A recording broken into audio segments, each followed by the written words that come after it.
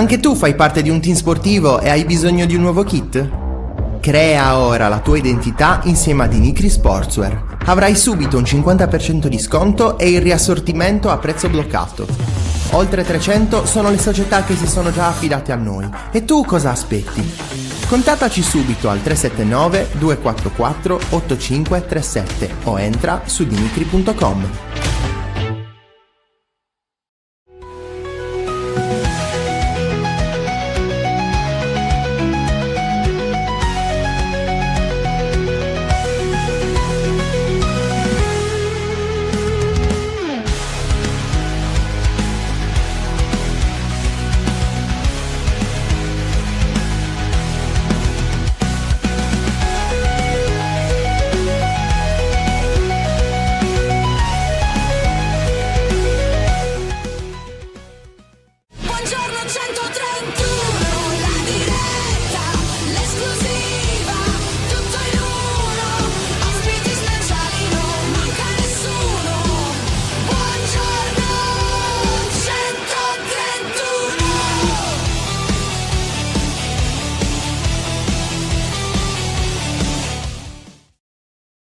Buongiorno e ben trovati, nuova settimana con Buongiorno 131, lunedì 11 maggio, puntata 145 e come sempre do il benvenuto, anche il buongiorno a Francesco, ben trovato Fra. Buongiorno. Buongiorno a tutti. Tutto ok? Sto per starnutire, però tutto bene. Vabbè, va bene tutto. Buongiorno Violetta, buongiorno Faccio, ben trovato, buona settimana anche a te, buongiorno a Dani. Buongiorno anche a Sandro, ben trovato biscottini in vista per domenica. Non si sa nemmeno quando si giocherà a Cagliari-Torino. Oggi si scoprirà finalmente la data. Sarà sicuramente in blocco con la sfida dell'Udinese con la Cremonese e del Lecce col Sassuolo. Quindi sarà in quel blocco. Vediamo. Davide, a me dispiace vedere che squadre magari non belle a vedere, ma sempre sul pezzo come il Parma e noi che ci perdiamo in match decisivi. Il Parma forse è meno futuribile. Non so, ma ogni match gli avversari sudano. Quello è vero. Sa già qualcosa date luogo del ritiro estivo del Cagliari? No, non ancora niente. Buongiorno a Nico, buongiorno Mauro, ben trovato. Allora, ecco, Bilancizio, buongiorno ragazzi, un caro saluto a mio zio Ivan. Oggi ho bisogno di ridere un po' con qualche sua performance da ricordare. Sì, avremo Ivan Paone alle 10:40. Buongiorno anche a te Giuliano. Insomma, abbiamo salutato un po' tutti, Fra. Che dirà la partita di sabato contro l'Udinese? Che dirà che non ha segnato contro la Juventus. Una partita, allora, l'ho rivista, sono riuscito ieri notte a rivederla. Insomma, la bella impacchettata Runjaic a Pisacane. Possiamo dire questo, li ha aspettati e poi sono ripartiti e hanno colpito e affondato. Sì, io ieri nella mia ripresa ho usato un'immagine pugilistica, cioè l'Udinese ha smesso di fare lo sparring partner e ha iniziato a picchiare. Esatto. A picchiare per fare male, soprattutto al Cagliari, perché l'accelerazione di Camarà che porta al gol di Buxa, quello poi ha prodotto, perché ha sbloccato una partita che il Cagliari, nonostante tante occasioni, nonostante se non il miglior primo tempo della stagione, però insomma sicuramente nel podio, ecco, però è sempre il solito discorso di questo maledetto sport, cioè se non segni è poco da dire. Non va da nessuna parte. Sì. Puoi provare a non subire, ma questo Cagliari abbiamo visto che rare volte è riuscito nell'impresa di non prendere gol e soprattutto era un gioco rischioso contro quella che avevamo già definito, numeri alla mano, la squadra più cinica del campionato, cioè la squadra che sa fare meglio davanti alla porta avversaria a livello di percentuale, siccome poi i dati spesso aiutano anche in questa analisi, ripeto, è stato un rischio, poi il Cagliari, c'è sempre il solito discorso, no? Cioè quando il Cagliari prova a scoprirsi, però poi quando non fa punti allora sbaglia, e quindi è una prestazione da bocciare. Se il Cagliari si copre per provare a ripartire, ma che palle questa partita, bla bla bla, è il solito Cagliari, Cioè è un Cagliari No. che quest'anno non è mai stato continuo, fondamentalmente. E Grazie quindi, Andre per la donazione, grazie mille, grazie davvero. grazie ovviamente. E quindi è tutto lì il discorso, cioè è un Cagliari che non è mai stato continuo durante tutta la stagione, e poi questo lo paghi soprattutto contro squadre come l'Udinese, che appunto non sarà una squadra spettacolare, non sarà una squadra stupenda da vedere, ma è una squadra tremendamente cinica, tremendamente concreta, che aveva un obiettivo che era quello di raggiungere i 50 punti e lo ha Non l'ho raggiunto, lo ha raggiunto. centrato. Aggiungo anche senza eccessiva fatica, perché comunque Sì. nel secondo tempo il Cagliari ha continuato un po' a premere, però io, al di là del colpo di testa di Dossena e delle occasioni di 3P che sono state comunque un po' vacue, e per il resto non ricordo un Cagliari a Giusto quella di 1000. Mendy. Sì, che Era comunque salvato. poi vai a vedere, comunque era molto sporcata, Sì, sì, insomma, sì, sì. all'interno dell'area. E quindi, ripeto, è un Cagliari che ancora una volta, cioè il Cagliari incostante, che vince contro l'Atalanta e che perde contro l'Udinese dopo un ottimo primo tempo, dove però non ha concretizzato, e poi alla fine si è offerto di fatto alle ripartenze dell'Udinese. Il solito Cagliari. Il Sì, solito è Cagliari. vero, è vero, è vero, è vero, è vero. D'altronde questa problematica a livello realizzativa si è avuta tutto l'anno, e il fatto che comunque alla fine i gol li prendi, perché 8 clean sheet in 36 partite vuol dire che ne fai uno ogni 6 praticamente, ogni 5, che è poco, perché comunque vedendo un po' la media della Serie A, di base almeno 10 clean sheet qualsiasi squadra l'ha fatto. Quindi da questo punto di vista dispiace, perché è un allungarsi, perché mancava un punto, perché dopo quel primo tempo c'era sicuramente fiducia, però come hai detto bene tu, se alla fine non segni, arriva poi la squadra più cinica del campionato, che fa 2 azioni e fa 2 gol. Perché comunque l'Udinese ha fatto 9 tiri di cui 6 in porta. Il Cagliari ha fatto 22 tiri, di cui 5 in porta. Quindi questo dato mi Eh pare sì, da solo. il dato riflette abbastanza bene quella che era la situazione. Ma lo chiediamo al primo ospite di oggi, perché vedo che è già pronto in tutta la sua bellezza, e diamo il benvenuto a Giacomo Demartis. Ciao Jack, come stai? Buongiorno, Giacomo, molto bene, voi? buongiorno. Beh, adesso Bene, che ti abbiamo bene. visto stiamo Meglio. benissimo, visto che insomma è dalla seconda puntata di Buongiorno Esatto. 131, Jack, che manchi, quindi insomma bisogna recuperare. Ne è passata di acqua da questa estate. Come stai intanto? Molto bene, molto bene. Ho recuperato le forze perché ho vissuto questa bellissima esperienza a Coverciano. Adesso dovrò prepararmi per l'esame, che è l'8 giugno, però è stato impegnativo perché comunque per noi non è semplice, l'insularità non ci consente proprio di viaggiare facilmente. Però è stata, dai, un'esperienza che mi ha portato grandissimo entusiasmo, me l'ha fatto recuperare, perché comunque per le note vicende ho vissuto una stagione travagliata, però sicuramente questo mi ha dato la forza e la spinta per voler ripartire con maggiore determinazione. Ed è qua che si vede anche lo spessore, no? Cioè, difficoltà, studio. Mi rimetto a studiare, anzi, approfondisco ulteriormente le Esatto. conoscenze, perché magari qualcuno poteva dire, appunto, insomma, io sono il più bravo di tutti, sono stato allontanato per sbaglio, per un errore, e invece qua c'è tanta umiltà che dice, evidentemente, magari devo ancora studiare, non sono ancora pronto, e quindi si va avanti. Ci dici 2 o 3 compagni di corso? Così, giusto per...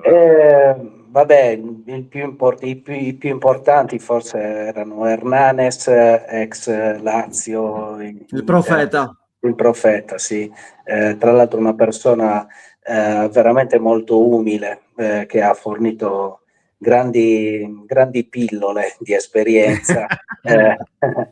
Nonostante questo, per lui ha fatto questo corso realmente per accrescere le proprie competenze. Non credo che la sua volontà sia quella di fare il tecnico, però chiaramente fa il commentatore sportivo e anche per dare delle disamine più competenti possibili. Bisogna sempre aggiornarsi sotto il profilo soprattutto delle competenze tecniche, ma anche in quelle della comunicazione, che sono fondamentali per stare dentro a questo mondo e per presentarsi nella maniera giusta. Poi c'è Alessandro Lucarelli, c'erano tantissimi componenti di staff di Serie A, Serie B che ancora non avevano ottenuto questa qualifica. Sicuramente è stato un corso veramente formativo, non solo per le competenze dei docenti, ma anche per lo scambio di vedute con i colleghi stessi, perché poi abbiamo vissuto praticamente dalle 8 di mattina fino alle 22 tutti i giorni, tutti insieme, parlando solo di calcio.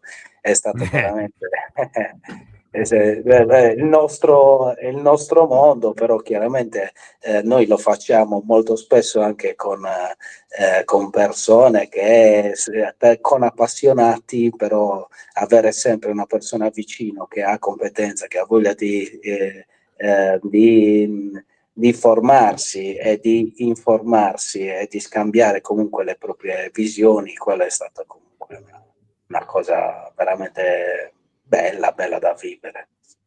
Cercheremo di averlo il profeta Hernanes da qui a fine stagione, gli chiederemo come passare dalla Leotta a Demartis, cioè come effettivamente questo cambio di frequentazione, un weekend con la Leotta e poi l'inizio settimana con Demartis e Lucarelli. Insomma, sicuramente deve essere... Le forme sono diverse, dai. esatto. Ma la competenza è quello che conta, è la competenza.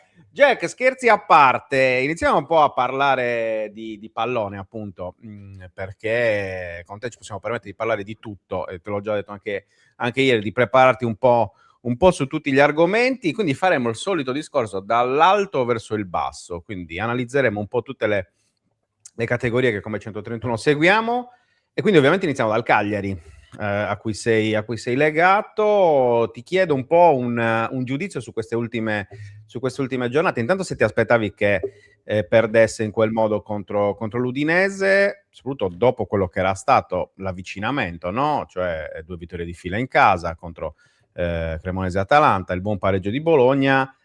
Con l'Udinese prima dicevamo si è rivisto il solito Cagliari incostante. Tu come l'hai visto? L'Udinese è un'ottima squadra, secondo me, che ha caratteristiche fisiche molto importanti, e il Cagliari soffre proprio questa tipologia di squadre. Ha un blocco basso fatto molto bene, con giocatori di grandissima gamba nelle transizioni, quindi oggettivamente era una squadra che sapevo che potesse soffrire il Cagliari. Detto questo, sì, l'andamento delle ultime giornate faceva presagire comunque ad un risultato sicuramente diverso, però delle volte arrivano anche delle critiche secondo me non considerando il reale valore dell'avversario, perché 13-15 punti di differenza in Serie A vogliono dire tanto. Questo delle volte con alcune prestazioni veramente importanti il Cagliari è riuscito a contenerlo. Ieri non è stato così, però detto questo l'Udinese ha dato fastidio alle top squadre della Serie A. A me il percorso di Pisacane oggettivamente è piaciuto, perché comunque ha inseguito una linea proattiva. Il Cagliari è abbastanza propositivo nelle intenzioni ed è stato costante nel proporlo. Ha anche valorizzato i giovani, che forse a Cagliari non era comunque diciamo un metodo sconosciuto negli ultimi tempi. Questo forse ha valorizzato i ragazzi che lui stesso ha formato, e quindi ha dato valore anche al proprio lavoro. Però se si dà valore al proprio lavoro dando comunque possibilità a ragazzi emergenti e giovani di conseguire una categoria così importante e di assorbirla con questi risultati, è sicuramente un valore notevole anche per le casse della società. Niente, per me è questo. Poi è chiaro, quando si è dei tecnici alla prima esperienza, molto spesso si pagano dei giudizi che sono scontati, perché un allenatore che ha un vissuto diverso molto spesso nella gestione delle situazioni negative non ha le stesse critiche, perché comunque ispira fiducia. Il tifoso delle volte è esasperato, perché può pensare, anche quando non ci sono i presupposti, che le cose possano andare male perché c'è qualcuno che può non essere all'altezza dell'impegno dato. Io penso che poi alla fine, facendo una valutazione costi-benefici, sia stata una stagione importante per il Cagliari, e non si deve dimenticare che mantenere questa Serie A di capitale importanza non solo per Cagliari ma per tutta la Sardegna. Ti chiedo ancora su questo discorso, perché il tema dell'allenatore giovane è abbastanza dibattuto, no? Cioè, quest'anno c'è stato un cambio di passo un po' in Serie A rispetto al passato. Pisacane è solo uno dei tanti, no? Allenatori giovani. C'è stato ovviamente Chivu, c'è stato soprattutto Cuesta, che ha salvato bene il Parma. Cioè, anche ieri fino al 93esimo era 2-1 sulla Roma, poi è stato rimontato all'ultimo, però comunque una squadra magari non bellissima, per usare un eufemismo, quella di Cuesta, ma veramente tenace e soprattutto super concreta. Facevo questa domanda, cioè faccio a te la domanda che ho fatto anche in passato, se non ricordo a chi, forse a Giuseppe Pastore, quindi ritieniti anche onorato dell'accostamento, insomma, di questa domanda. Quest'anno per tutti, tolto Chivu che ovviamente è un caso a parte, anche perché poi tecnicamente non era esordiente, ricordiamolo, perché l'anno scorso ha chiuso al Parma, cioè ha fatto la sua prima esperienza in Serie A sulla panchina del Parma.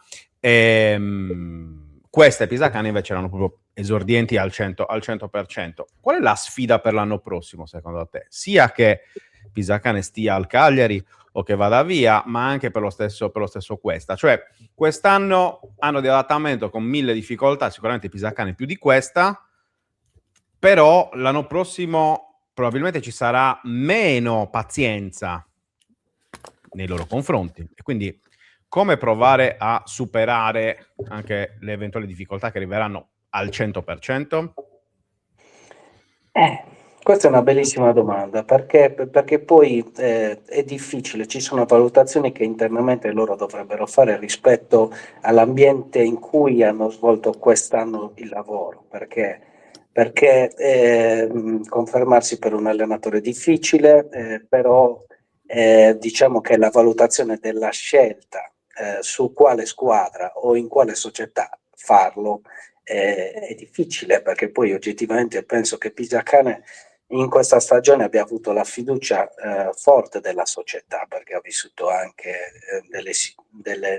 dei momenti difficili, posto che comunque per una squadra che si deve salvare è una condizione abbastanza fisiologica. Ho sentito che c'è qualche sirena per lui, per qualche altra squadra importante di Serie A. Detto questo, poi per potersi confermare bisogna sedersi a tavola con la società, fissare quelli che sono gli obiettivi, fissare quella che è il metodo della valorizzazione di questo o quel giocatore importante o di quel metodo. penso che la chiarezza sia molto importante e questa per porre delle basi importanti deve essere fatta tra l'allenatore e la società e poi arriva tutto il resto. Penso che riconfermarsi a Cagliari non sia semplice, però bisogna vedere anche quali sono gli obiettivi, e negli obiettivi comunque un allenatore come Pisacane, che dovrà rimpiazzare dei giocatori importanti, dovrà farsi una bella chiacchierata con il presidente. Assolutamente. Luca, prima di passare alla Torres. No, io vado giusto una domanda sull'attacco del Cagliari, perché comunque c'è questa problematica, mancanza di cinismo, però poi vedi una squadra come il Parma che ha 10 gol in meno del Cagliari, però ha 8 punti in più. Quindi, cioè, dove l'allenatore può entrare da questo punto di vista, ovvero è allenabile, segnare sotto porta, cioè eliminare, avere questa cinicità, perché l'Udinese rispetto all'anno Cinicità, scorso bellissimo. cinicità. Cinicità. Cinismo, Cioè, magari ti può piace essere il allenabile, cinicità. può essere un errore dell'allenatore che magari in allenamento non cura tanto questo punto fondamentale. Oppure mancanza di abilità da parte del giocatore. Sì, diciamo che è un po' tutte e due. Certamente si può allenare, è chiaro che si può allenare. La qualità è molto importante dal punto di vista individuale, perché ci sono giocatori che oggettivamente hanno un budget diverso perché a livello realizzativo basta una sola occasione per buttarla dentro. Detto questo, il Cagliari e il Parma hanno un metodo d'approccio alle gare totalmente diverso, perché tendenzialmente il Parma utilizza un blocco basso per ripartire nelle transizioni, mentre il Cagliari dai Pisacane ha portato comunque una condizione dove la proposta è diversa, perché cerca di occupare molto spesso, di sviluppare nella metacampo offensiva con anche dei fraseggi che io trovo di gran qualità. Il Cagliari non ha effettivamente una prima punta di grande spessore, perché poi purtroppo Belotti ha avuto questo problema. Secondo me il ragazzo turco, io l'ho visto giocare dal vivo, è fortissimo, non capisco, cioè, poi l'allenatore sa bene che cosa fa e sta ottenendo dei risultati con tipologie di giocatori offensivi diverse, però un po' di presenza manca nell'area di rigore del Cagliari. E può essere anche questa la chiave, perché poi l'IPO secondo me è sempre abbastanza alto perché di conclusioni il Cagliari ne genera parecchie e sono anche abbastanza costanti, perché questo delle volte succede anche con squadre di ottimo livello e con squadre della stessa con lo stesso obiettivo del Cagliari, quindi questo può essere una chiave, però tutto è allenabile certamente. Jack, passiamo alla Torres, che è reduce da questa bella vittoria a Sestri sabato sera nel play-out d'andata contro il Bra. Sabato gara di ritorno al Vannissanna, un play-out arrivato nel modo che ben sappiamo, no? Con le polemiche, per usare un eufemismo, per il finale di Pesaro della gara tra la Vis e la San Benedettese. Come hai visto il rossoblù di Greco, e soprattutto quanto essere in vantaggio e soprattutto aver vinto contro il Bra, che ricordiamo durante la stagione erano stati 2 pareggi sia da loro che a Sassari, può dare effettivamente l'abbrivio per una bella partita sabato sera, anche se Alfonso Greco ha detto occhio che questo è solo il primo tempo. E ha ragione, grandissima esperienza il mister. E questa partita, questo doppio confronto prima della gara d'andata sicuramente risultava essere molto molto pericoloso, perché la Torres aveva molto più da perdere. Secondo me la partita è stata preparata in maniera impeccabile. La prestazione della squadra è stata molto seria, attenta, solida e consapevole soprattutto della responsabilità, perché Bloccato. parecchio Ok. in negativo intendo, però ha messo in campo sicuramente tutte le proprie qualità, la squadra ha gestito i tempi della partita, nonostante inizialmente ci fosse comunque quel gol che poi non è stato convalidato. Questo dà modo, no, di pensare a quanto possa essere difficile la gestione di queste partite, perché per un episodio poi si può complicare improvvisamente tutto. Però diciamo che la Torres, mettendo in campo tutte le proprie qualità, ha dimostrato di essere nettamente una squadra superiore al Bra. Questo comunque è sempre stato un mio pensiero, proprio vedendola e seguendola, perché comunque rispetto anche a dei risultati che sono stati delle volte ingenerosi per le prestazioni della squadra, io penso che quest'ultima Torres fosse all'altezza di arrivare più ai playoff piuttosto che ai playout. C'è un tema che abbiamo trattato sabato sera nel post partita, cioè dato dal fatto che Di Stefano, che è stato il match winner poi della gara di Sestri, proprio nel playout abbia raggiunto la doppia cifra. È mancato l'attaccante, è mancato lo sfogo offensivo, quello che in qualche modo riusciva a concretizzare la manovra, soprattutto rispetto agli altri anni, no? Mi dirai, la Torres era abituata bene con Fischnaller, Scotto e tanti altri giocatori di livello, però è chiaro che quest'anno, fino a che non è arrivato Sorrentino, lì davanti i numeri erano tragici, nonostante un ottimo attaccante come Musso, attenzione, perché Musso ha dimostrato poi a Crotone di essere un attaccante vero. Sì, delle volte si analizzano i numeri anche dei ragazzi a livello individuale, senza considerare la proposta.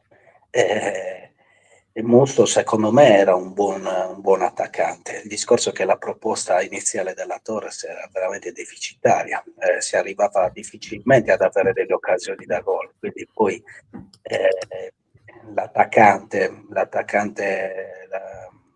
centrale vive anche del percorso della proposta che fa tutta la squadra, quindi non può essere l'unico responsabile all'assenza del gol.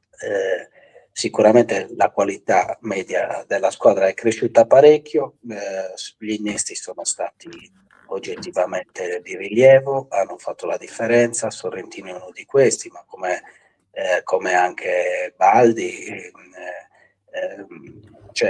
diciamo che anche la struttura della squadra, anche nell'esperienza è cresciuta tanto. E Di Stefano con la squadra, perché poi e anche tutti gli altri, perché poi vedo tantissimo, vedo molto bene Giuseppe Mastino, padrone, Vero? con personalità della sua responsabilità, che è quella del capitano, e sta prendendo in mano comunque le redini del gioco e soprattutto sta vivendo con cattiveria e con serietà tutti questi momenti, che per un giocatore di qualità come lui non è una condizione scontata, perché molto spesso da lui si chiede la qualità, però quando si vive la qualità con molta serietà e con grandissima determinazione, che sta dimostrando, questo è tutto un valore diverso, così come Daniele Giorico, così come la vecchia guardia, Antonelli e tutto il resto. La vedo bene, nel doppio confronto oggettivamente penso che la Torres se non commette errori, no, o ci saranno degli episodi sfortunati, non mi tocco, però penso che possa tranquillamente salvarsi. Come ha detto il mister, certamente bisogna stare molto cauti e vivere in maniera concentrata fino a sabato e prendersi quello che oggettivamente i ragazzi e la società e tutto l'ambiente merita.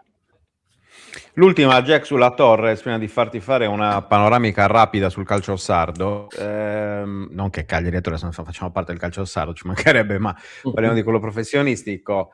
Quanto chiudere bene sabato poi sarà importante per la prossima stagione in casa Torres? Tanto. Diciamo che questi play-out rallentano quella che è la programmazione che oggettivamente prima la si fa per le questioni future, meglio è, perché è importante, saranno importanti le scelte, i tasselli da fissare della Torres del futuro, sia quelli nella guida tecnica che quelle delle scelte dei calciatori.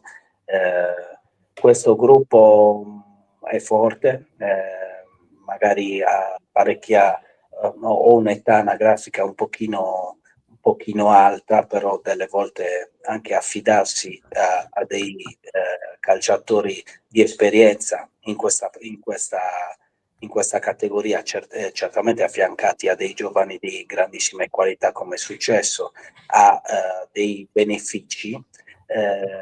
Se vogliamo, tutto può essere discutibile, ma è quella che è la progettualità e l'intenzione della società a determinare tutto il resto.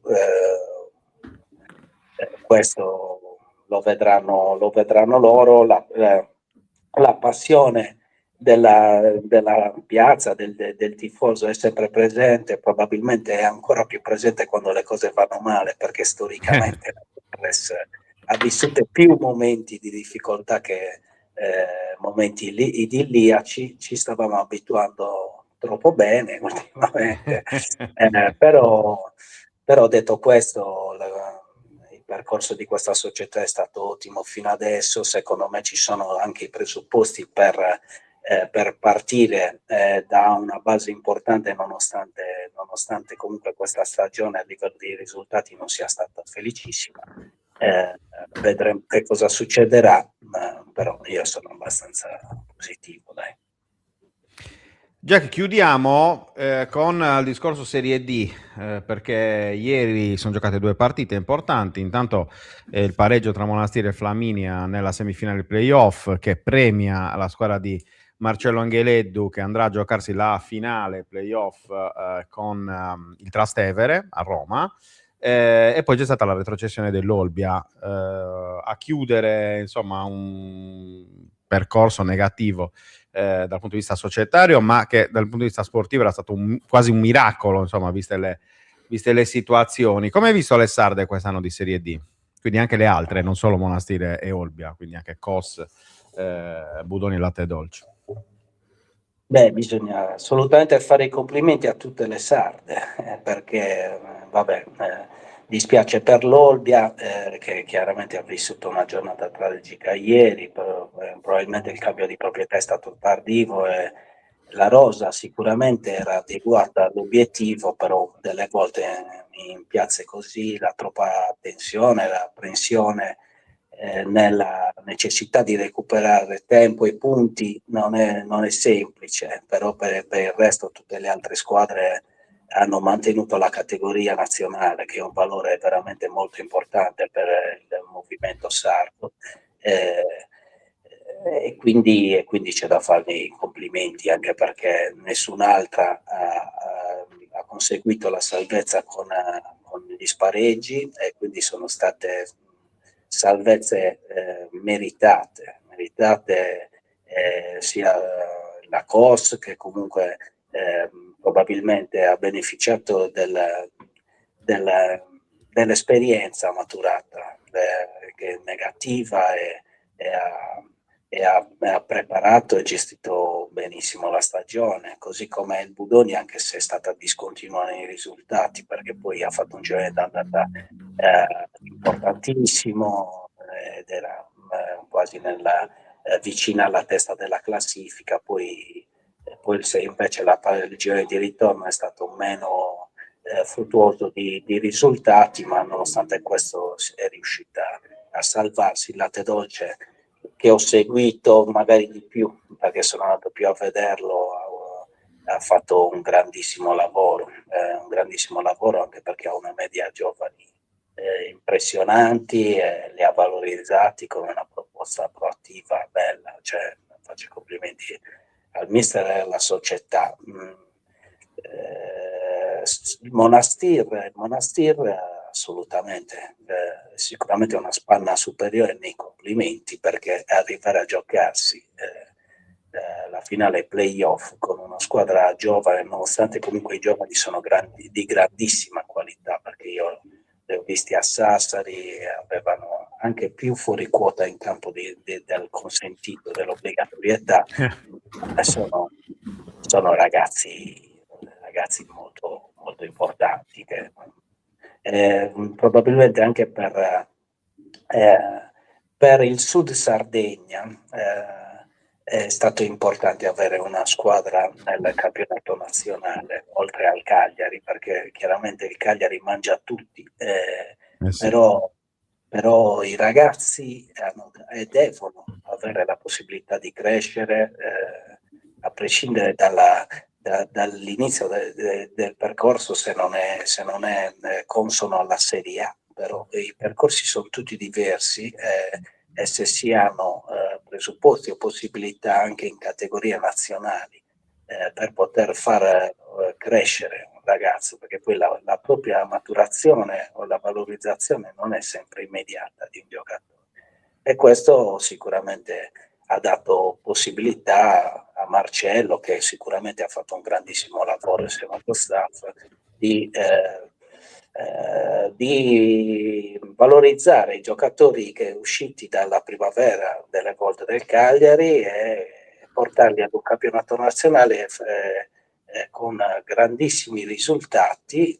Questo si dà valore comunque a tutto il percorso fatto anche nel settore giovanile del Cagliari.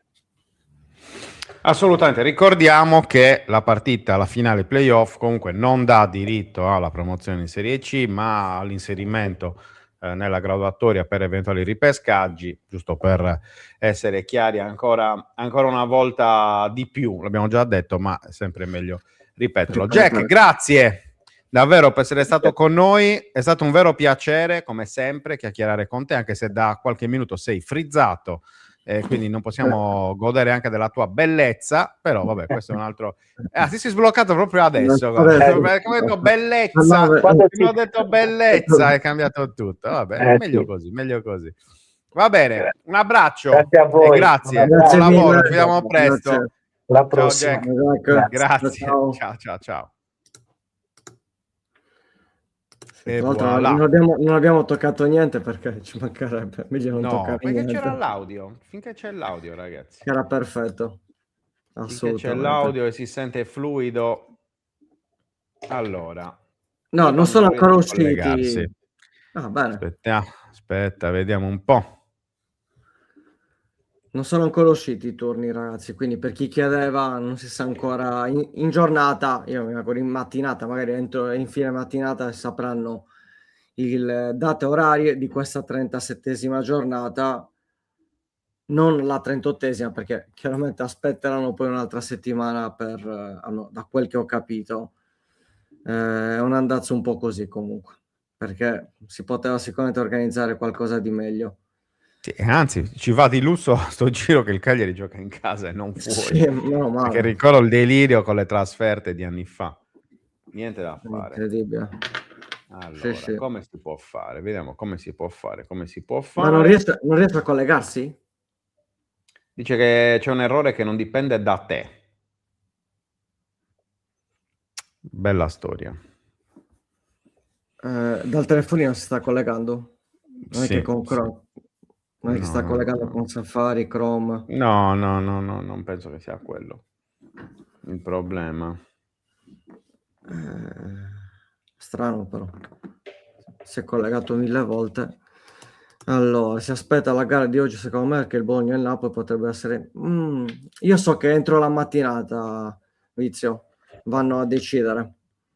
Anche perché il Napoli, è vero, sta ancora giocando per un posto Champions, però è nettamente avanti, e il Bologna fondamentalmente non sta più giocando niente. Quindi faranno il blocco salvezza, quindi Cagliari, Cremonese e Lecce, e poi ci può essere il blocco Europa, che può essere Roma, che tra l'altro c'è il derby, perché l'altro problema è che c'è il derby di Roma e domenica c'è la finale di internazionale di tennis a Roma.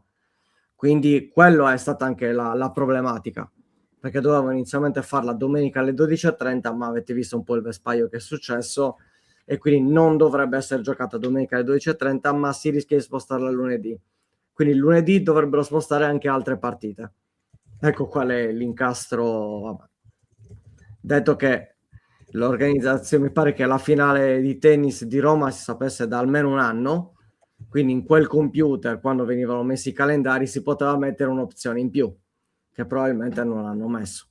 Questa è l'idea. Vedi, Sì. tra 2 anni che la finale è quella data, loro non riescono a anticipare questo problema. Sì. Il problema è proprio quello. O non avevano messo come opzione perché ha detto, vabbè, a 2 giornate, 3 giornate dalla fine magari non sarà determinante. C'è poco da fare. Fatto sta che oggi, lunedì 11 maggio, non si sa ancora fra 5 giorni quale sarà la prima partita. Sì, per ricordare. Esatto, Vizio. Proprio quello. Però c'è poco da fare da questo punto di vista. Poi vado a prendere un po' di messaggi, che eravamo un po' indietro, al di là delle polemiche. È vero che comunque la squadra di Pisacani si salverà probabilmente allo stesso periodo in cui si è salvato Davide e Nicola, però è cambiato anche un po' la proiezione, nel senso che comunque sono stati valorizzati dei giovani, cosa che non era stata fatta lo scorso anno.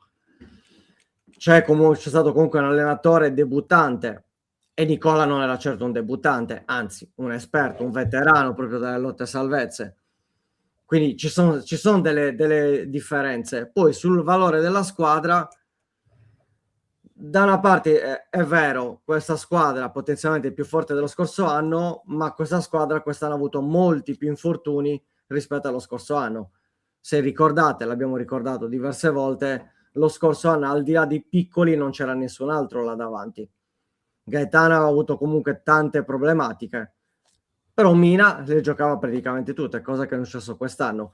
Quindi ci sono delle differenze, non stanno anche andarle a confrontare, secondo me ci sono troppi parametri diversi, per non parlare poi del primo anno con Claudio Ranieri. Lì squadra sicuramente più debole, ma con un top player in panchina, con tanta esperienza, che sapeva leggere le partite, difficilmente sbagliava cambi a gara in corso, cosa che negli ultimi 2 anni, insomma, ci sono rivedibili alcuni cambi, però forse c'è.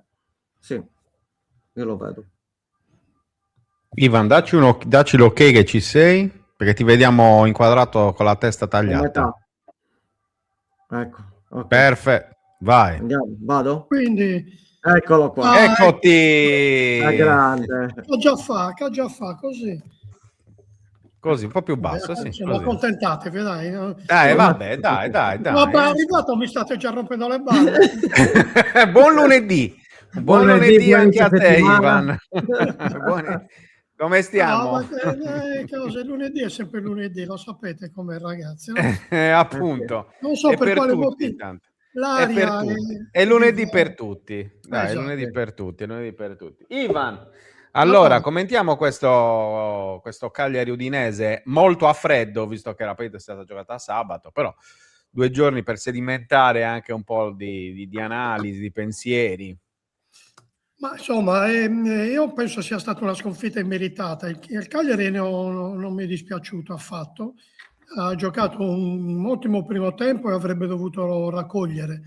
E poi nella ripresa è stato punito da una distrazione, tra l'altro, del suo uomo migliore, Palestra, che si è fatto sorprendere da un passaggio in profondità per Camarà, ricordo bene, sì, e poi ha fornito l'assist per il gol, chiusura in ritardo di Rodriguez Sono due ragazzi, due giovani, che ci sta che una distrazione sia stata fatale. Poi il 2-0 non ha significato.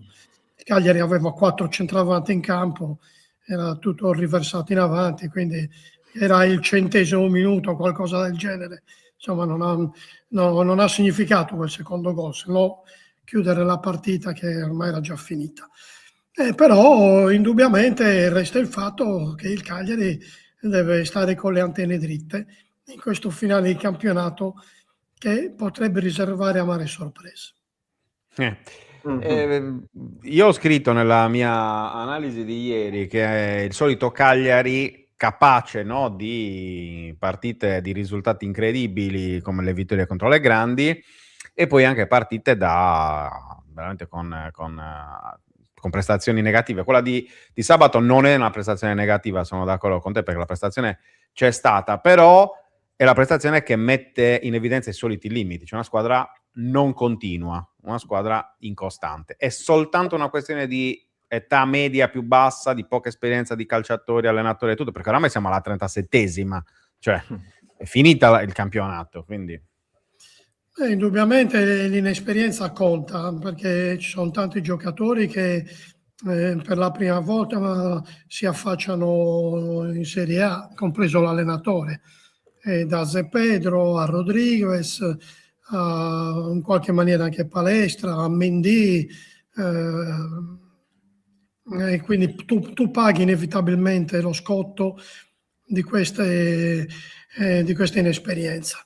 È una squadra che non sa amministrare le forze, perché poi inevitabilmente si trova in alcuni momenti della partita in debito di ossigeno. Questo è chiaro, che quando tu non hai perfetta conoscenza dei tuoi limiti, delle tue capacità, non può capitare. E poi indubbiamente l'attacco è una nota dolente, perché è vero che Mendy può essere considerato una promessa per il futuro, è vero che lo è stato anche Treppi in un certo momento, però poi la differenza la fa Malen. Cioè, tutto rapportato, cioè la fa un centravanti di esperienza, abituato a stare dentro l'area di rigore, a prendere botte e a ridarle, a non farsi intimorire e via discorrendo, insomma.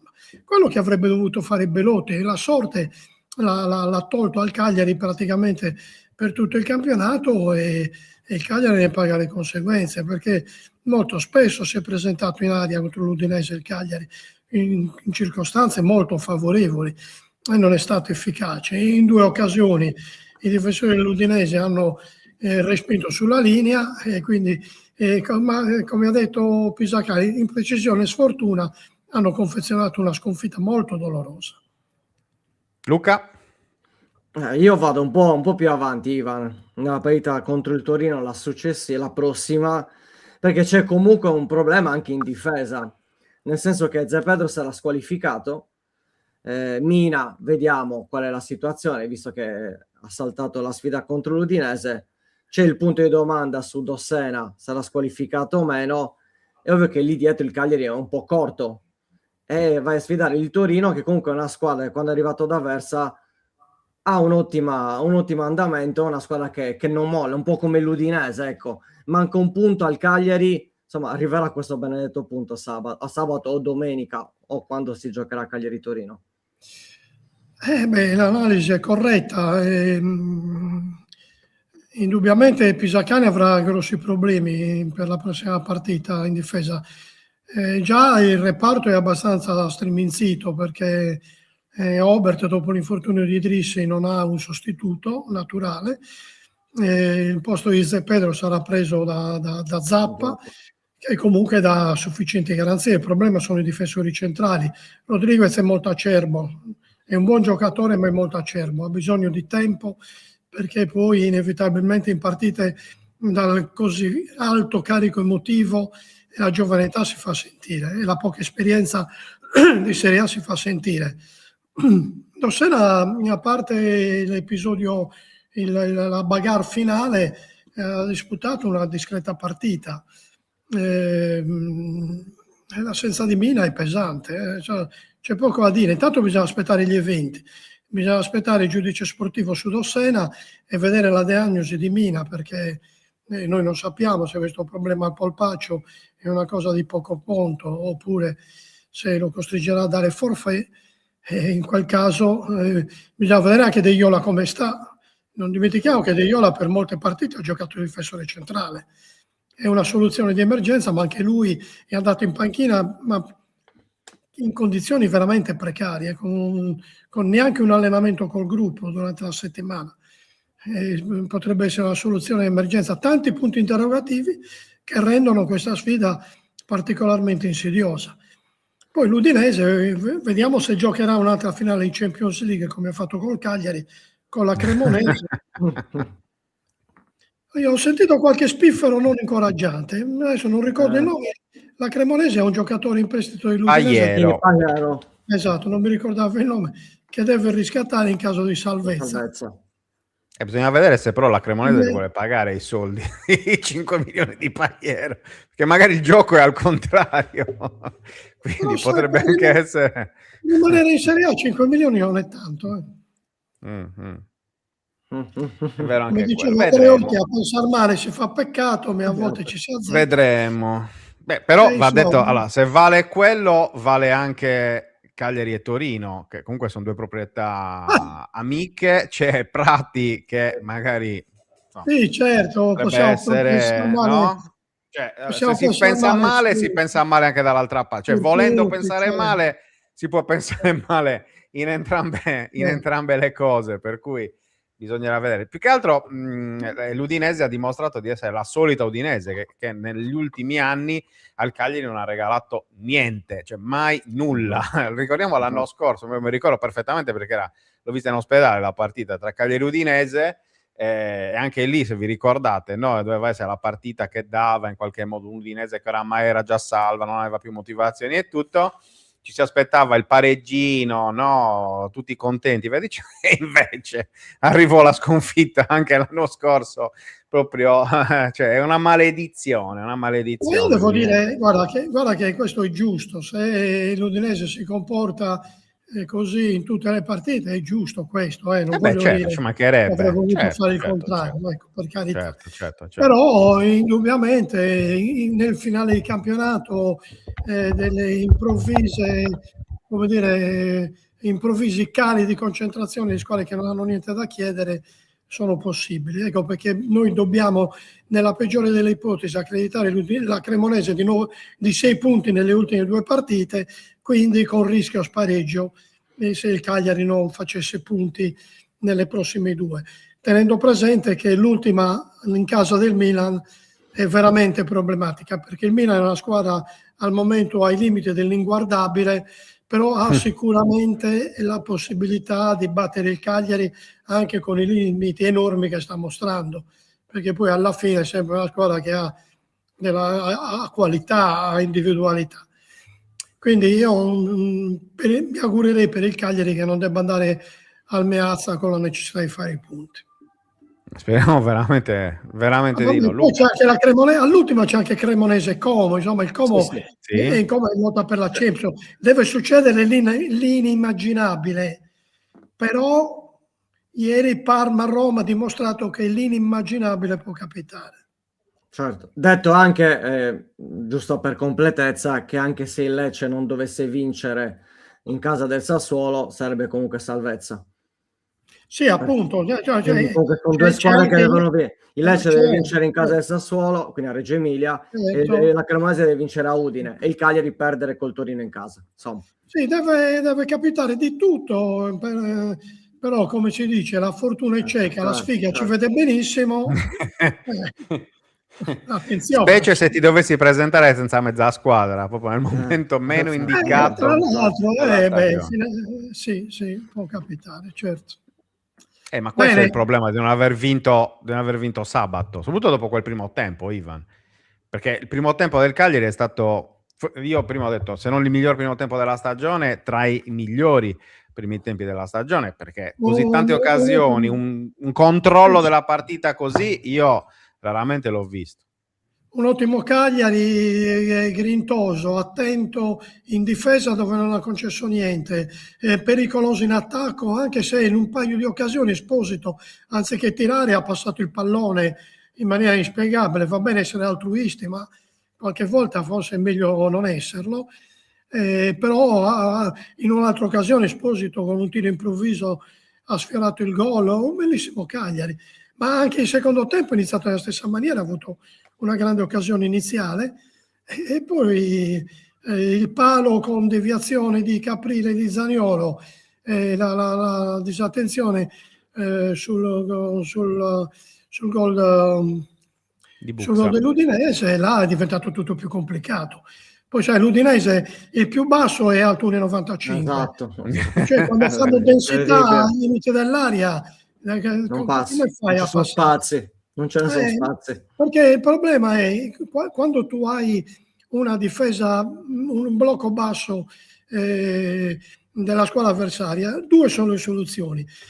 Palla sull'esterno con un giocatore capace di saltare l'uomo, e il Cagliari negli spazi stretti non ce l'ha questo giocatore, perché Palestra è capace ma solo sulla spinta lunga, e anche Obert nell'accelerazione, cioè non ha Orsolini, non ha Zaccagni, per capirci, che ha il dribbling in secco negli spazi stretti, oppure giochi palla alta, ma palla alta contro quei difensori è inefficace, è difficile passare, quindi il Cagliari aveva poche soluzioni con una difesa così massiccia e così schierata a protezione della propria porta, e quindi è stato veramente molto difficile.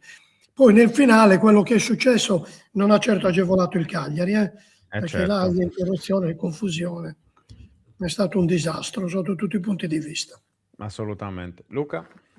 Sì, proprio su questo, perché parlavi anche dei duelli difensivi, c'è il dato, l'Udinese ha vinto 26 su 38 duelli difensivi, quindi insomma da quel punto di vista il Cagliari non riusciva comunque a trovare spazi, però le occasioni le ha avute. È sempre il solito discorso: se non riesci a segnare in determinate occasioni, prima o poi il gol lo prendi, che è quello che è successo. Quasi l'idea, almeno quello che ha dato a me come idea Ivan, è il fatto che l'Udinese abbia fatto sfogare il Cagliari e poi abbia colpito nel secondo tempo. Cioè quando ha voluto comunque è riuscita comunque a essere pericolosa, perché ricordiamo anche il palo di Zaniolo. Sì, gliel'ha incartata e poi si è portata a casa, capito? Rugna l'ha organizzata proprio per bene, penso che non sia casuale.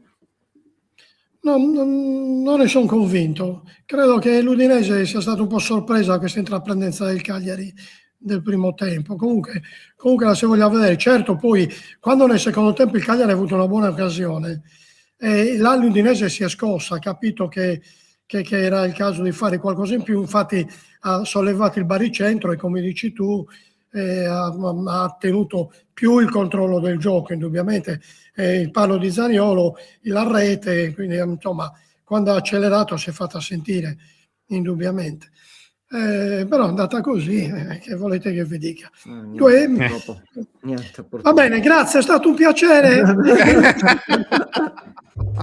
No, ti voglio chiedere un'altra cosa, Ivan. Hai avuto la sensazione che questa squadra veramente non è possa più, che non veda l'ora che finisca la stagione? Perché a un certo punto ho avuto anche quella sensazione sabato.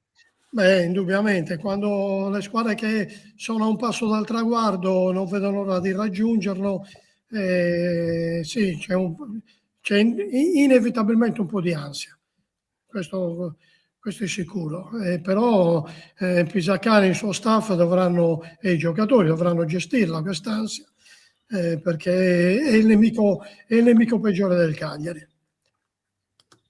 Molto bene. A due parole su Zaniolo non ne vogliamo dire, no?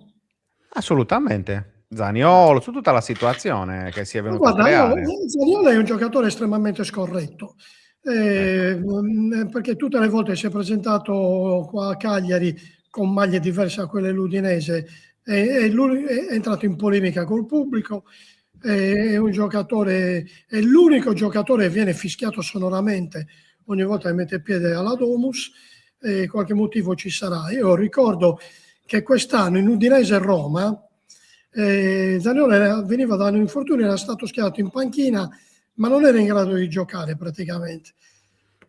Con l'Udinese in vantaggio a mio avviso preteso di entrare nei minuti di recupero, ed è entrato esclusivamente per provocare i suoi compagni, perché si è messo sulla linea laterale facendo finte contro finte, con la palla sempre ferma, passandosi la palla da un piede all'altra, proprio con un atteggiamento provocatorio.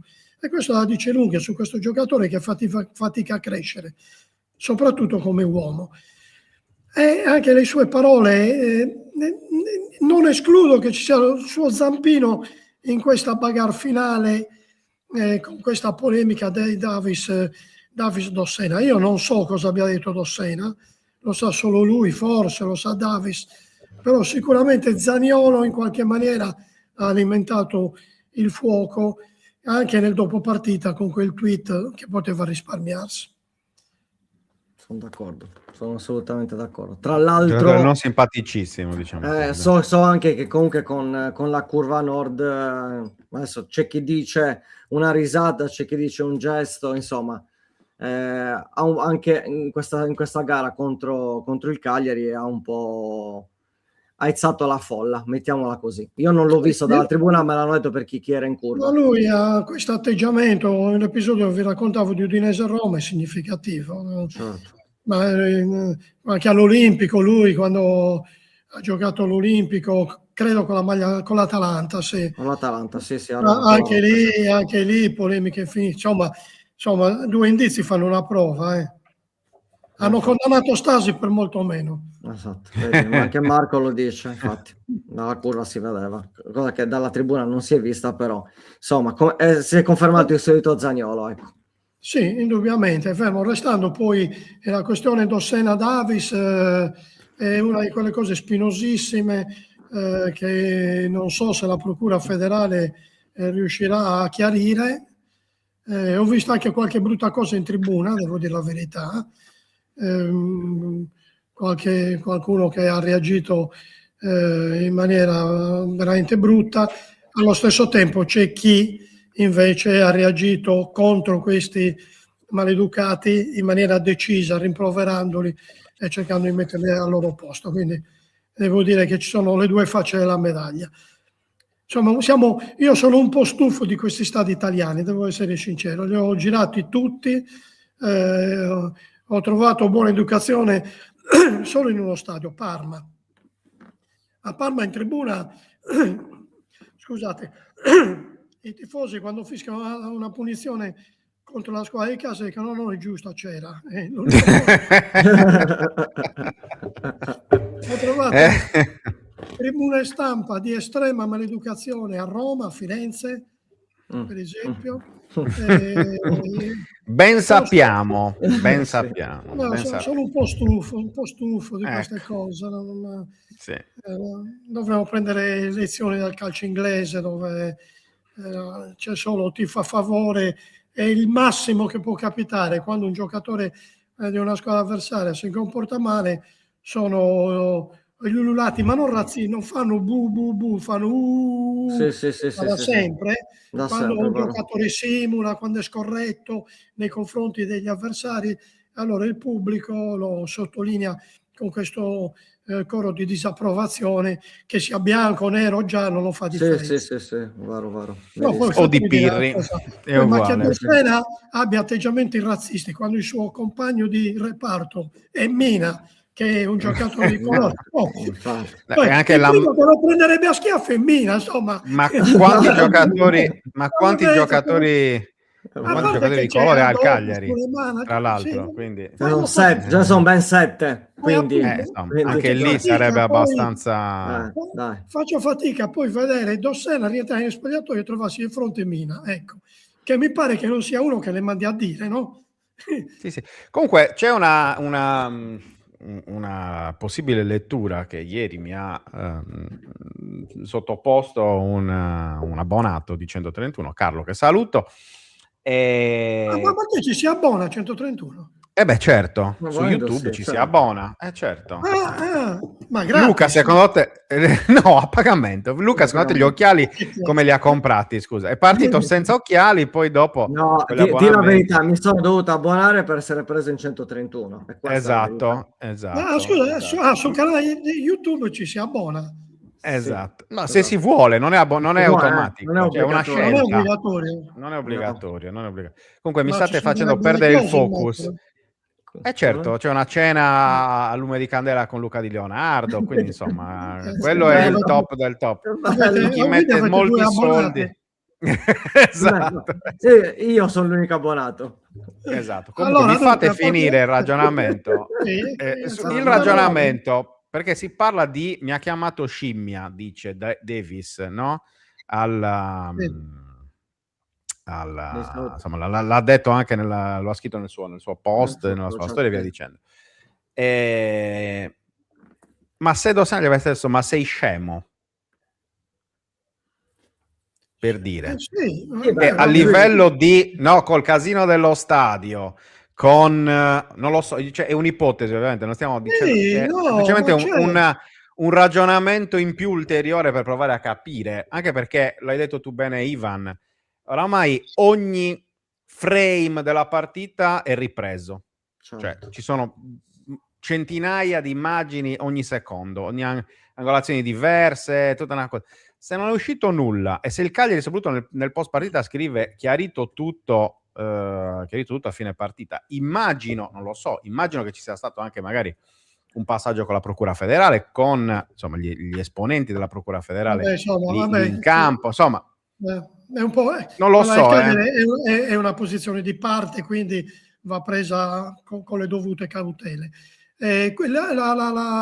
L'ipotesi proposta dall'abbonato, che merita un rinnovo gratuito a questo punto, è credibile, come no, è credibile, sicuramente. Può essere un equivoco sulla parola, può essere qualche epiteto razzista arrivato dagli spalti, per esempio, poi attribuito erroneamente o anche volutamente a Dossena. Può essere di tutto. Quello che dico è questo, a scanso di equivoci: se fosse accertato che Dossena ha rivolto un epiteto razzista nei confronti di Davis, merita una lunga squalifica. Sono 10 giornate, quelle non gliele toglie nessuno, quindi multe varie. Se non fosse provato, dobbiamo credere alla buona fede di Dossena. È chiarissimo. Ci saranno immagini di ogni genere che le analizzino e che prendano una decisione. Tutto qua. Esatto, è quello che abbiamo scritto anche noi ieri. Al momento non c'è niente, al momento non c'è una prova incontrovertibile. Quindi ma io l'ho detto perché ho letto quello... voi prima, mica è frutto del io leggo da cima a fondo e poi maledetto. Questo è. No, è quello che sì, una prova contraria a Dossena è innocente. Esatto. Vale nel diritto penale, figuriamoci in quello sportivo. Va bene. Vedremo. Cristian, tu dici non inventarti nulla, dagli spalti non è arrivato nulla. Se l'ha sentito Ivan, eri in tribuna dietro Ivan. No, non l'ho sentito. Su Davis non lo so, perché era lontanissimo da dove sto io. Io ho sentito insulti razzisti e ululati razzisti in tribuna d'onore. Ecco, c'è stato anche un parapiglia e sono quasi venute alle mani alcune persone. Quello ho assistito personalmente, quindi posso testimoniare. Non è questione perché non ci si inventa su queste nulla su queste episodi di questo tipo. Sono stati episodi isolati, stigmatizzati da altri che meno male. hanno reagito. Ed è quella la cosa migliore. Che hanno reagito duramente nei confronti di queste persone. E restiamo su quello che è la speranza anche chiaramente per il futuro, perché insomma abbiamo perso già troppo tempo a parlare di questo tema e veramente non è certamente bello. Ivan, grazie ovviamente. È finito. Già finito. Non lo so se Luca non ti fa domande. Luca non fa, perché ha paura di farti queste domande, le sue domande brevi, capito? Quindi è un po' limitato però, su questo. Allora, senza domanda, però fatemi sottolineare quella che al momento sembra la clamorosa bocciatura di Kirksoi in una partita. Io non volevo entrare su questo discorso, però se hai entrato tu va benissimo. Sì, adesso sta facendo il fenomeno, non ci stava neanche pensando. Non lo freghi così, Ivan, non lo freghi così. Diglielo, Ivan. In una partita dove Pisacane a un certo punto mette dentro 4 centravanti e non prende in considerazione. Poi ci possono essere 2 letture, o è una bocciatura, quindi l'avventura di Kirksoi è finita, oppure un tentativo di far abbassare il prezzo da parte del Besiktas e poi magari cercare di ottenere uno sconto sul diritto di riscatto. Non lo so, vedremo a fine campionato. Certo, vedete com'è facile passare a salvatori della patria a poi oggetti misteriosi, quindi andiamoci piano anche con 3P, con Mendy, con tutti, è successo anche con l'Iteta. I giovani hanno bisogno di tempo, vanno inseriti, e purtroppo anche noi degli organi di informazione siamo molto propensi a esaltare i ragazzi che fanno qualcosa di buono in una partita. Quello che conta è poi la continuità nell'arco di tanti mesi, nell'arco di un campionato. Sono bravi, sono ragazzi bravi, si vede, hanno bisogno di tempo e di crescere con serenità. No, allora, sì, tra l'altro poi aggiungi. No, nel senso, c'è anche la terza ipotesi, Ivan, ovvero rispetto all'ultima dichiarazione post Bologna, Kirksoi è un trequartista, non è una punta. No, io non condivido questa dichiarazione di Pisacane. Certo. Non so perché, noi. Non so perché no, certo che no. Manco noi. Forse è una giustificazione per dire un trequartista, io non gioco col trequartista. Esatto. Sì, scusate, però abbiamo detto prima del dato sui duelli fisici, cioè sullo strapotere fisico dell'Udinese. Era la partita, soprattutto il finale di partita, visto che era inutile buttare palla alta in area, visto che comunque le prendevano tutte loro, magari fai entrare quello che, no? Il tiro, fare la giocata, la palla sporca, la controlla e la sistema, insomma. Lo so, io non so in che condizioni sia Kirksoi. Ma neanche 5 minuti, cioè. È la quinta partita, fa 0 minuti, quinta consecutiva. Infatti, è una bocciatura, vi ripeto, è una bocciatura, oppure dire al Besiktas, no, questo giocatore non fa per noi, se me lo dai a 5 milioni ci penso, se ne vuoi 12 te lo tieni, ecco. Può essere anche questa la lettura, non lo so. Che sia un trequartista non è vero, perché è un centravanti, al limite può fare la seconda punta. Con un centravanti d'area di rigore, perché Kirksoi svaria molto, è bravo a svariare, quindi può fare anche la seconda punta, perché sia un trequartista. No, assolutamente. Anche no, come dite voi giovani, con questa espressione orribile. Voi giovani una trasmissione alla Rai. Va bene. Anche no. Bene, va bene. Ivan, grazie, come sempre. Siamo riusciti anche a superare il problema tecnico, hai visto? Cioè, sì. È stato un piacere. Vi pregherei di chiamarmi qualche volta quando il Cagliari vince. Non è colpa nostra, abbi pazienza. No, ma poi scusa, noi ti abbiamo chiamato i fenomeni che fanno lì a dire non l'avevo detto io. Tutta colpa di Leonardo. Sì, sono bravo, sì. La verità è che quando il Cagliari vince ti invitiamo, tu non vieni, e questa è la verità. Voi forse non lo ricordate, ma molti anni fa Videolina dava la partita differita del Cagliari lunedì, no? E faceva il commento un collega di cui non farò il nome, e raccontava, no? E un giorno Cellino mi chiamò e mi disse: però hai visto, bravo quel tuo collega, caspita, le azzecca tutte, perché l'altro giorno ha detto il Cagliari sta spingendo molto, c'è il pareggio nell'area e poi abbiamo pareggiato. Ho detto, sì, ma guarda che la telecamera che non ha vinto mai sulle immagini registrate. Cazzo, sapeva tutto, sapeva. Dice, Cammarata che la forma, 100 odore di gol e poi segniamo Cammarata che da 70, cazzo. Meraviglioso. Questa è meravigliosa. Il giorno dopo. Vabbè, comunque bisogna sempre sapere le cose. Non è detto, non è detto. Va bene, Ivan, grazie davvero di essere stato con noi. Ci vediamo Un saluto presto. soprattutto agli ascoltatori che ci sopportano, che Esatto. vi sopportano soprattutto. In primis. Sì. Ciao Ivan, buona giornata, buon lavoro. Ciao. È arrivata al 90 la perla. Esatto. Ma Ivan è così, Ivan lo sappiamo, è così. Va bene, abbiamo chiuso ridacchiando almeno, dai, perché insomma con i temi tutt'altro che belli e positivi. Vabbè. Va bene, nel frattempo non si sa ancora niente, non ho controllato, ma non ho ancora uscito di niente. Che cosa? Sugli orari della 37esima.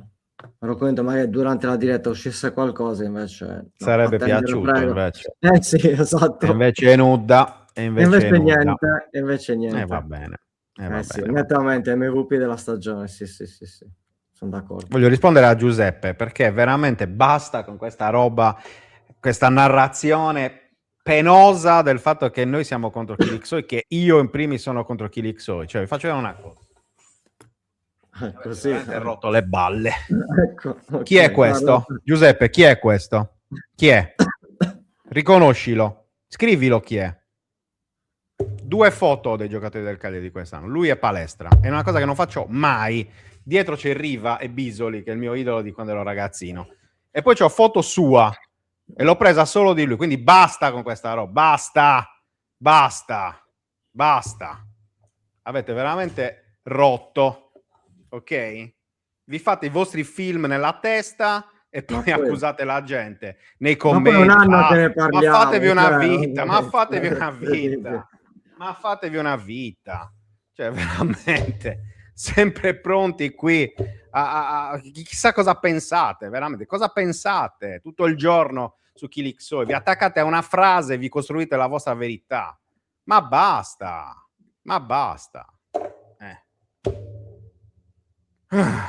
Scusa, però. No, vabbè, certo. Siccome mi ha taggato, allora mi sembrava giusto. Sì, era proprio no, è giusto. Siccome era diretto, allora gli rispondo. Basta. È inutile dire, ha detto 1000 volte, detto in conferenza 1000 volte, omologata la domanda su Kilixoi, non so quante volte è stato detto. Ma non ci si può attaccare a una frase senza contesto e costruirsi una propria realtà della vita. Cioè, ma veramente, ma basta. Cioè, mettiamo una foto la mettiamo qua sopra così. Buongiorno 131.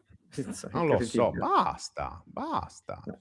Abbiamo già detto che io lo riscatterei, lo farei giocare sempre. E il giocatore, ho fatto 2 tweet su giocatori del Cagliari quest'anno ed è su di lui, tutte e 2 su di lui. Ma cosa vi devo dire di più? Ma cosa volete?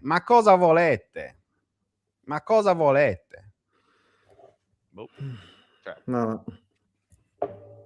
Ma poi ripeto, è il giocatore più è accanimento terapeutico.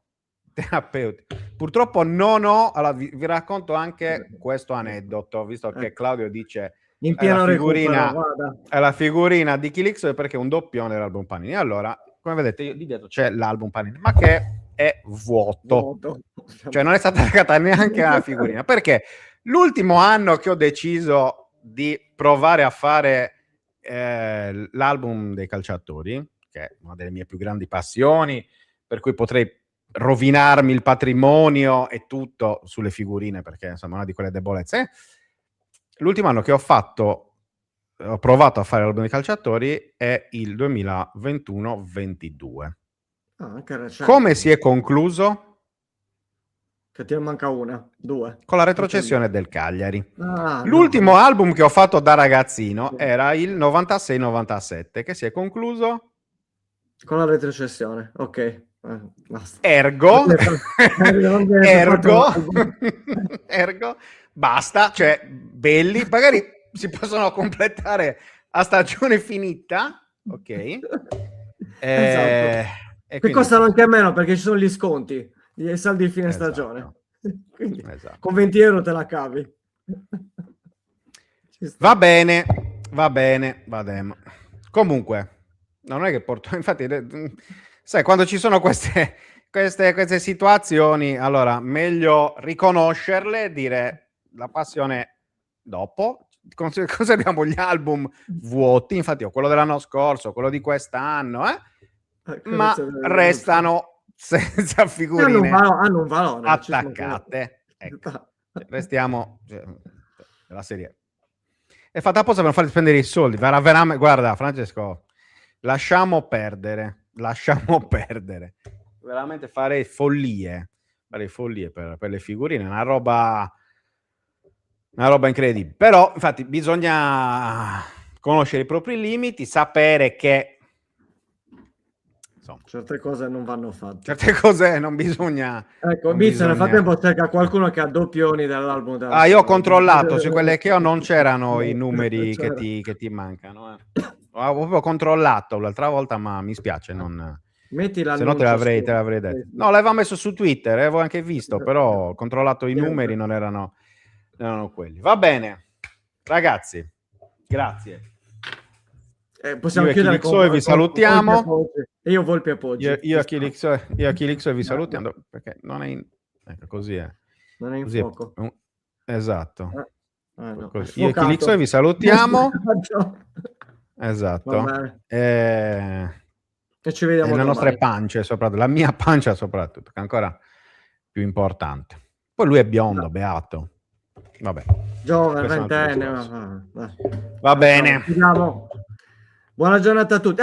Prima di dimenticarmi, stasera 18:15 ricordatevi Cagliari Social Arena, andremo un po' a snocciolare ancora le questioni di Cagliari Udinese e speriamo di avere stasera, ma penso di sì, avremo sicuramente data e orario di Cagliari Torino. Grazie ancora a tutti, grazie Fra, grazie alla chat, mi raccomando buona giornata, buon lunedì e ci vediamo con Buongiorno 131 domani dalle 10. Ciao a tutti. Ciao.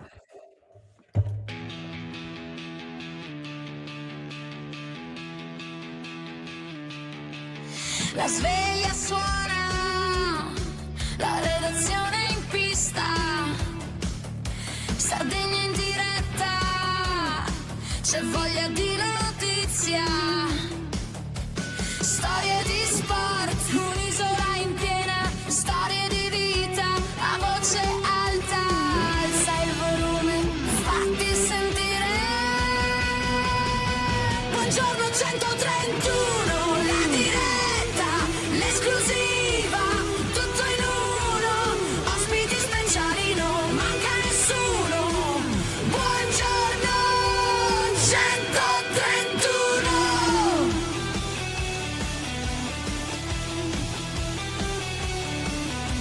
Storie di sport, storie da raccontare, tra il campo e il mare, c'è tanto da dire, alza il volume, fatti sentire. Buongiorno 131, la diretta, l'esclusiva, tutto in uno, ospiti speciali, non manca nessuno. Buongiorno 131.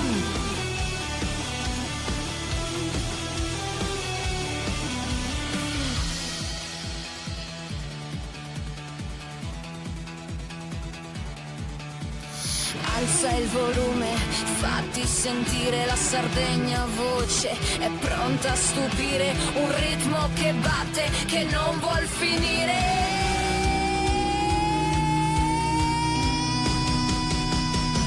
Buongiorno 131, la diretta, l'esclusiva, tutto in uno, ospiti speciali, non manca nessuno.